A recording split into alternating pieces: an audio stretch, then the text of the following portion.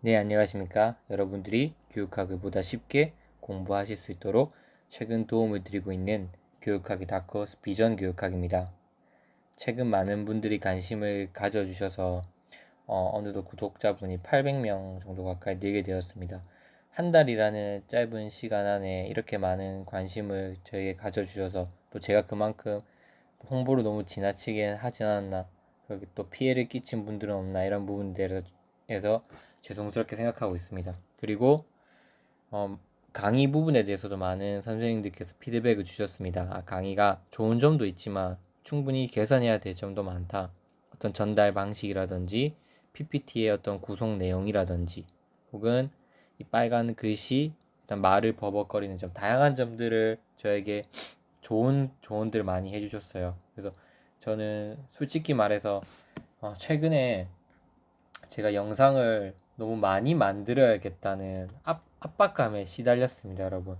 왜냐면 교육학이라고 하는 영역은 여러분도 아시겠지만 매우 넓은 영역이고, 근데 제가 이미 제작한 강의는 교수학습 이론밖에 안 되고, 그런데 저는 빨리 뭔가 성장을 하고 싶고, 이러다 보니까 시간은 또 제가 또 일을 하고 있다 보니까 시간은 부족하면서 뭔가 빨리 결과물을 얻고 싶어 했고, 그리고 더 체계적이고 더 자료를 잘 만들 수 있고 또 더 질 높은 강의 자료를 제작할 수 있음에도 불구하고 어떤 저의 빨리 해야겠다는 어떤 강박관념, 그것과 또 교육학 영역이 너무 넓다 보니까 그 모든 영역을 다 다루어 줘야지 분명히 선생님들한테 도움이 된다고 생각해서 그러한 시간에 이제 압박감에 시달리다 보니까 제가 어떤 강의의 어떤 질이 점점 낮아지고 있다는 느낌을 저도 받았습니다. 그래서 앞으로는 어떻게 해야 될지 좀 고민이 많습니다. 정말 질 좋은 PPT와 혹은 전달력을 높일 수 있는 어떤 방식들을 연구하고 싶고요, 저도. 그런데 그렇게 하게 되면 정말 일주일에 한 강의 아니면 두 강의 정도밖에 올리지 못할까 봐 저도 좀 걱정이 되고요. 그래서 내용을 좀 쉽게 풀어내는 것을 위주로 선택을 할 거냐, 아니면 좀 질 좋은 자료, 강의 자료를 제작하는데 목적을 둘 거냐, 저도 아직 잘 모르겠습니다. 하지만 그 중간 부분을 잘 찾아서 제가 어떻게 해서든지 지금 제 강의를 듣고 계신 여러분께 도움이 될 수 있도록 최대한 한번 노력해 보겠습니다.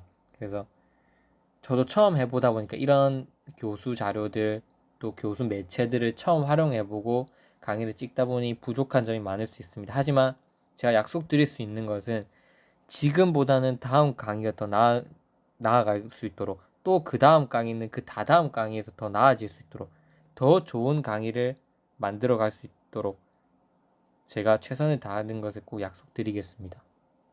네, 그래서 조금 더 여러분들께 도움이 될 수 있는 강의, 시간을 허비하지 않는 효율적으로 공부할 수 있도록 제가 최대한 노력해 볼 테니까 같이 한다는 생각으로 여러분도 저에게 많은 댓글과 피드백 그리고 많은 조언들 꼭 부탁드리겠습니다.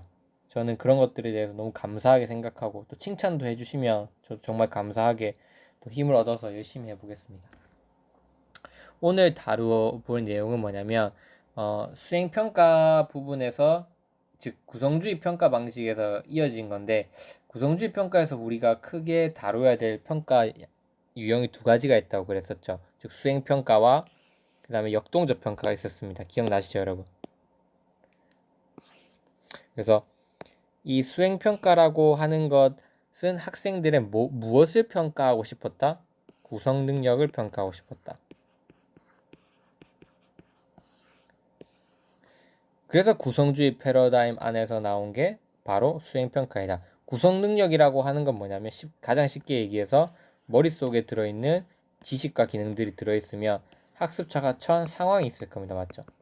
좁은 상황은 상황 맥락이라고, 넓으면 사회 문화적 맥락이라고 그러죠. 어쨌든 이런 상황 속에서 어떤 문제에 처했을 때 문제를 해결하기 위해서 어떻게 자신이 가지고 있는 이러한 지식과 기능들은 뭐 하겠어요? 구성해서 무언가를 만들어내면서 이 문제 상황을 해결해 나가는 그런 구성 능력을 측정하기 위해서는 반드시 뭐가 필요하다? 그런 구성 능력을 측정하는 새로운 평가 방식이 필요하다. 어떤 선다형 방식, 객관식 방식으로는 이런 학생들의 구성 능력을 측정할 수 없다고 보았기 때문에 이런 구성주의 패러다임에서 이제 수행평가가 대두되었다. 그럼 또 구성주의 패러다임 안에서 왜 역동적 평가가 나오게 됐냐, 그리고 도대체 역동적 평가는 무엇이냐, 오늘은 그 부분에 대해서 초점을 두고 이해를 해보도록 합시다. 일단 핵심부터 말하면 역동적 평가라고 하는 것은 잠시만요. 말 그대로 역동, 이게 뭐냐면 교사와 학생 간의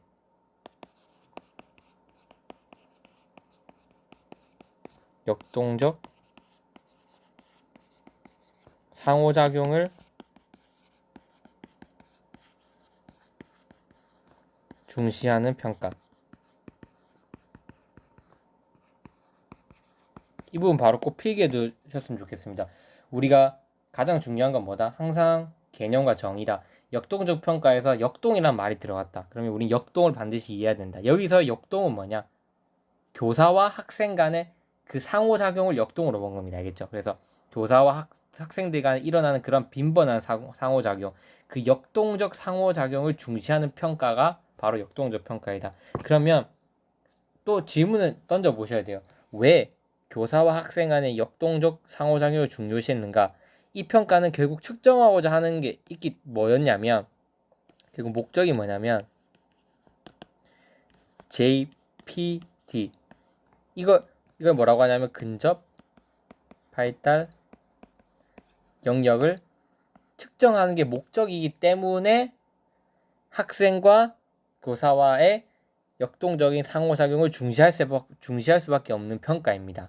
그래서 역동적 평가의 목적은 뭐다? 근접 발달 영역을 측정하는 게 목적이다. 그러면 근접 발달 영역을 측정하려면 어떻게 해야 된다? 반드시 교사와 학생은 역동적으로 상호작용을 해야 될 수밖에 없다. 그래야지만 근접 발달 영역을 측정할 수 있다. 그럼 여기서 여러분들은 또 왜라는 질문을 던져보셔야 됩니다. 도대체 GPD라고 하는 게 뭐길래 이렇게 교사와 학생 간의 역동적 상호작용을 해야지 반드시 이 GPD 영역을 측정할 수 있는가? 이거에 대해서 제가 설명을 드리도록 하겠습니다. 자, 필기 다 하셨죠? 넘어가겠습니다. GP들은 용어를 정의하면 이겁니다.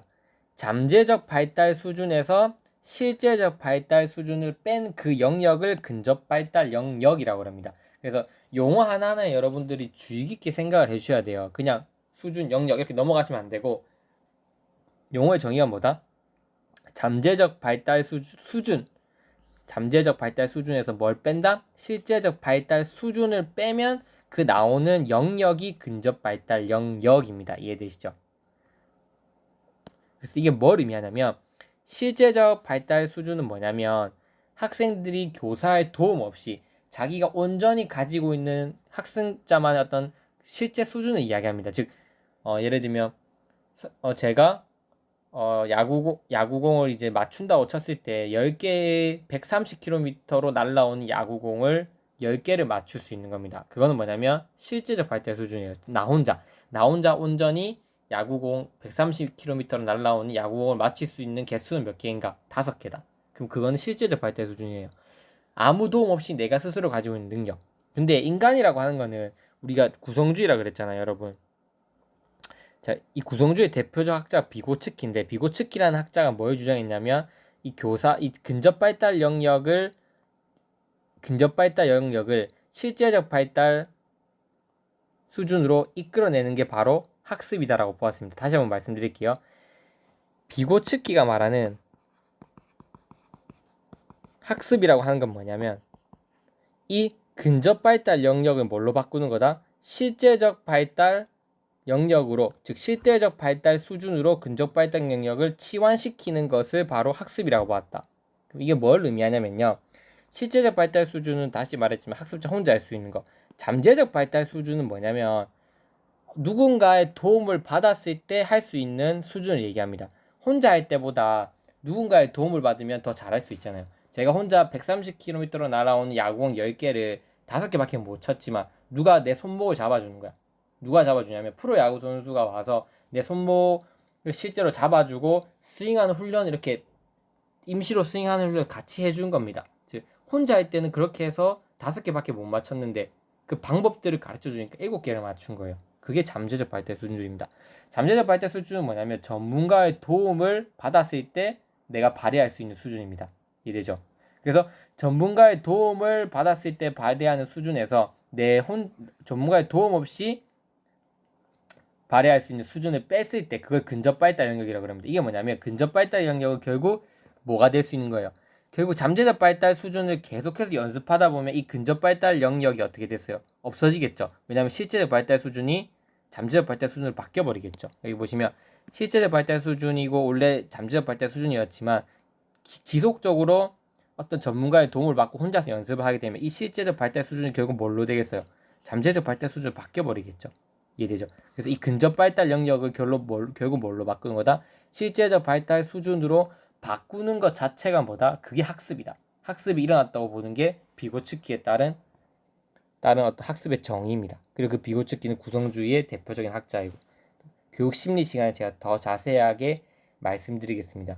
제가 이 얘기를 왜 이 말씀을 드리냐면 역동적 평가라고 하는 건 뭐냐? 결국 학생들의 실제적 발달 수준을 평가하는 게 아니라 근접 발달 영역 자체를 우리가 판단해 봐야 된다고 보는 겁니다. 실제적 발달 수준은 똑같을 수 있어요. A라는 사람과 B라는 사람이 실제적 발달 수준이 똑같을 수 있어요.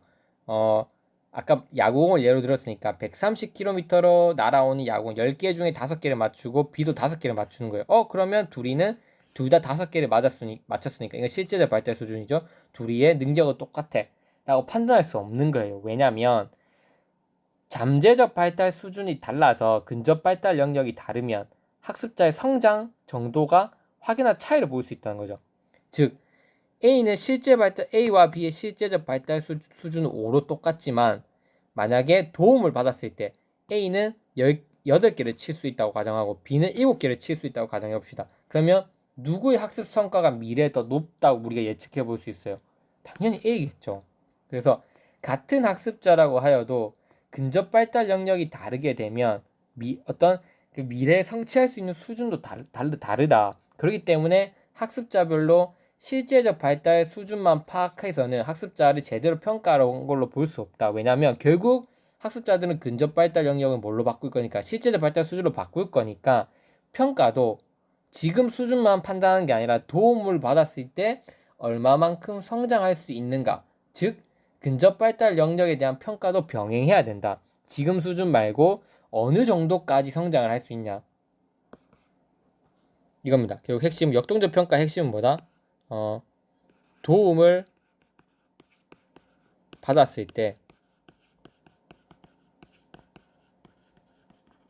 어느 수준까지 성장할 수 있냐, 이걸 판단해 봐야 된다는 거죠. 왜? 학습자마다 다 다르니까. 실제적 수준이 같다고 다 똑같은 건 아니니까. 어떤 학습자는 8이라고 하는 수준을 도달할 수 있고 어떤 7로 도달할 수도 있잖아요. 그러면 그 학습자 A와 B 학습 능력 수준은 차이가 있다고 보는 거죠. 근접 발달 영역이 다르니까 미래에서 도달할 수 있는 성장의 기대치가 훨씬 다르다고 볼 수 있습니다. 이해되시죠, 여러분? 결국 역동적 평가의 정의를 살펴보면 역동적 평가란 아동에게 문제를 제시하게 한 다음 힌트와 단서를 주어서 그가 어떻게 학습하고 적응하고 도움을 활용하는지를 통해 잠재력을 알아내는 게 바로 역동적 평가이다. 잠시 굵기 좀 바꿀게요. 그래서 역동적 평가라고 하면 여러분들이 기억해야 될 핵심 포인트는 첫 번째 뭐다? 역동이라고 하는 거는 누구와? 교사와 학생 간에 일어나는 뭐다? 학생 사이에서 발생하는 뭐다? 상호작용이다. 상호작용을 중시하는 평가 방식을 역동적 평가라고 한다. 그러면 왜 굳이 교사와 학생 간의 상호작용을 중시해야 되냐? 교사는 학생의 GPD를 측정해야 된다. 이 GPD를 측정하려면 계속해서 아동에게 힌트를 주고 그다음에 단서를 주고 그 힌트와 단서를 어떻게 활용해서 학습자들이 자기의 문제를 해결해 나가는지 계속해서 교사가 파악해야 될 거잖아요. 맞죠? 이 정도 힌트를 주니까 이 정도 했어. 그럼 또 힌트를 또 줘봐야 돼. 그 다음 거 할 수 있는지 없는지. 했어. 그럼 또 힌트를 줘봐야 돼. 또 힌트를 너무 많이 줬어. 그래서 끝내는 게 아니라 그것보다 좀 덜 된 힌트를 또 줘. 그래서 뭔가 이 근접 발달 영역을 정확하게 찾아내기 위해서는 근접 발달 영역을 정확하게 파악해내기 위해서는 교사는 학생과 끊임없이 힌트와 단서를 제공해 줘야 되잖아요. 맞죠? 그러면서 학생의 GPD 영역을 정확하게 측정해야 된다. 그러기 위해서는 반드시 힌트와 단서를 통한 빈번한 상호작용이 필요하다. 그렇기 때문에 역동적 평가라고 할 수 있다. 결국 목적은 뭐다? 이렇게 역동적 평가라고 하는 아동에게 문제를 제시하고 교사가 아동에게 문제를 제시하고 힌트와 단서를 줘서 그가 어떻게 학습하고 적응하고 도움을 활용하는지 통해 잠재력을 알아내는 것을 역동적 평가라고 한다. 네, 역동적 평가의 정의까지만 하고 끊고 특징에 대해서 한번 알아보도록 하겠습니다.